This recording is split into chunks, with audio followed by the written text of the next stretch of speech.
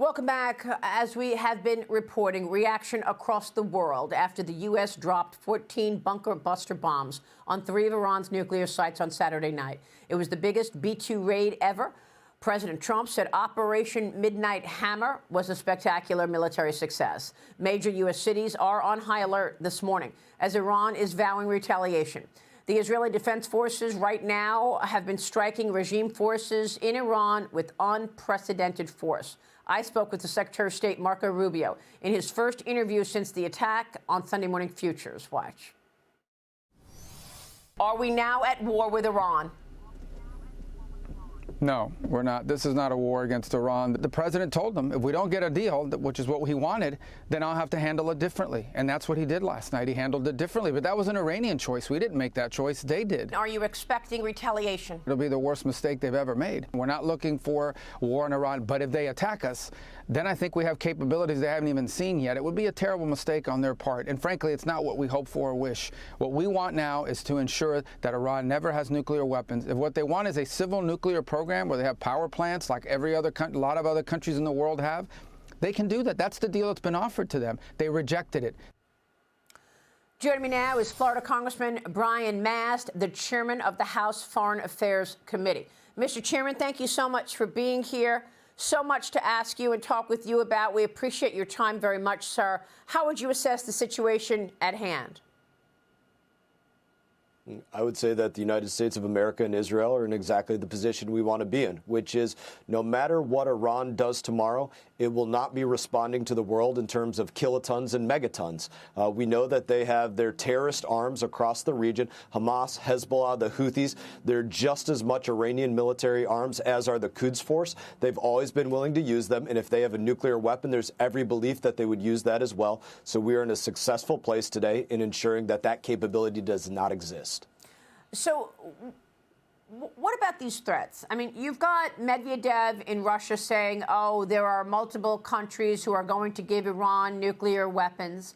You've got the Iranians saying we may very well shut down the Strait of Hormuz. What are the threats that the homeland faces today with all of this noise on the outskirts? Yeah, let's talk about all three of those things. From the homeland, let's start with that. It's another great reason for all Republicans and Democrats to rally around the big, beautiful bill, because if, in fact, under the Biden administration, all of these people came in across our border illegally, some of them very potentially being some members of Iranian cells, that's another reason to put resources into southern border security.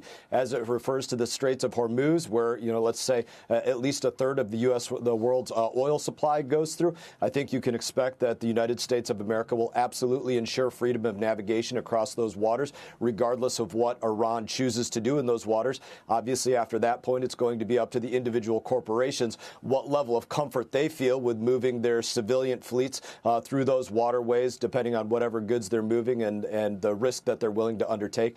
And then as it relates to the potential of nuclear proliferation by Russia or by others, this is always a fear that I've had, in fact, given that Iran has always been such a big weapons supplier to others like Russia, supplying Russia with their drones that they've been using across the Ukrainian battlefield. It's always been a worry of mine that Iran may potentially ask them to say, hey, we would like payment in terms of a nuclear weapon. So I believe that is a credible threat in part, although I don't think we're at the point right now that Russia is willing to pull that trigger.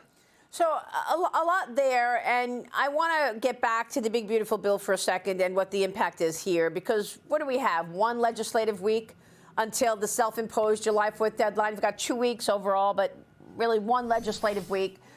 The president wrote on Truth Social, quote, great unity in the Republican Party, perhaps unity like we have never seen before. Let's get the great, big, beautiful bill done.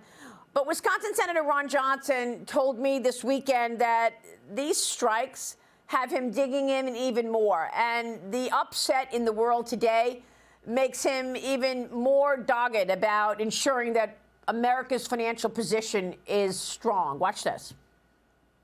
No, if anything, it just strengthens my resolve. I mean, how do we expect to defend this nation if we're mortgaging its future, if we're bankrupting it? Again, I appreciate what the House has done. I really don't have a beef with what they've done. It's just inadequate to the enormity of the problems. Do you expect the president's agenda to cross the finish line this summer? Will the bill pass? Yeah, absolutely. Yeah, no, listen, it's been in the Senate's court a couple of weeks.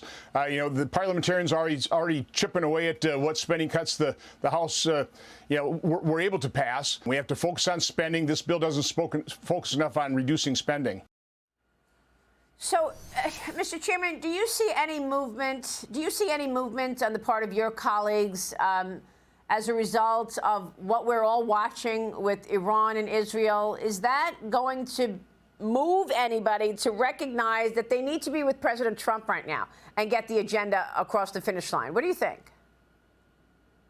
Yeah, I would make 2 points on that. Yes, I think it moves some individuals to recognize the state that the globe is in right now, and particularly across the Middle East. I would tell the senator, listen, make it a better bill by all means, but don't forget, you have to get 51 other senators to agree with the changes that you make, just like we had to get 218 representatives and all Republican representatives to get it across the line in the House of Representatives. So get that done, make it a better bill, and then we can get it through the House of Representatives, if that's what you can do. But you got to get those 51 across your line. The other thing that I would say, the one place that you see a little bit of dissent right now is with some people, Representative Mast, and Green, and maybe some others, questioning whether the president has the authority to conduct the attack that he did.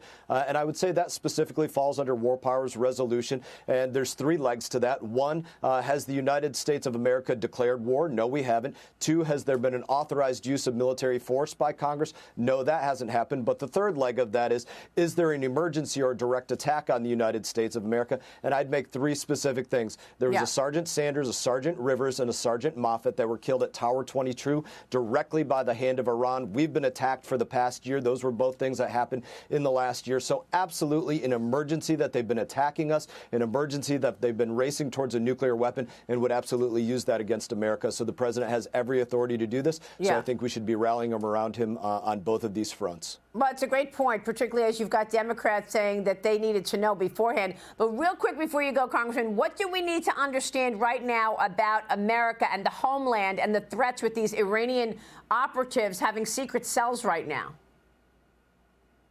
That Tom Homan is going to go out there and do everything that he can to ensure that any threat that exists that came in here under the open borders of the Biden administration, that threat is sought out and eliminated, that anybody that came here illegally, that's part of what this administration has been doing, that it's recognized where they came from, why they came here, what's taking place, and getting them back to their nation of origin. Mr. Chairman, thank you. We're watching your work, such important work. We appreciate you very much. Thanks for your service to this nation as well, Brian. Thank you. Congressman Brian Mast. Back in a minute.